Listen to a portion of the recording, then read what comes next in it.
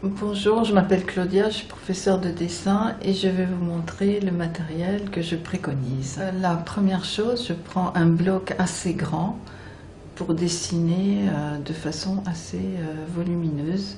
Si vous prenez un bloc petit, vous aurez beaucoup plus de mal à aller vers les grands formats.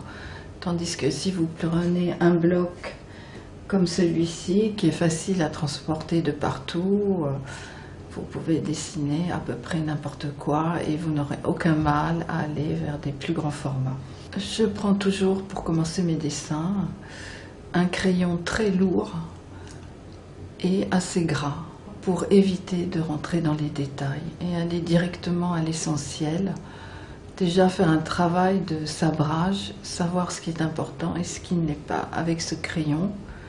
Vous êtes dans l'impossibilité de commencer par dessiner le visage avec le petit nez, les petits yeux, ce que fait tout débutant.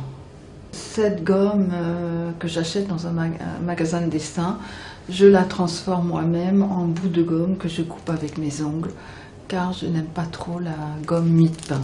Pour donner du peps à mes dessins, je prends un crayon aquarellable, là, et je passe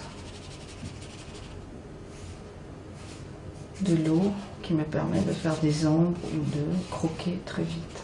J'ai aussi un crayon blanc, entièrement blanc, qui me permet de mettre des lumières.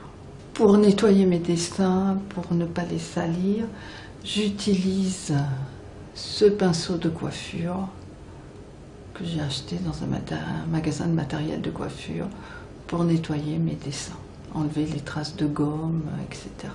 J'ai un crayon qui est formé par des bandes de papier, en fait, qui n'est pas un crayon, mais quelque chose qui sert à l'estompe.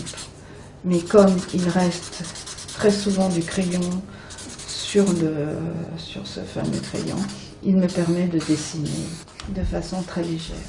Ce faux crayon va me permettre d'avoir des ombres véritablement subtiles. Le matériel à éviter sont les crayons trop pointus qui rayent complètement le papier.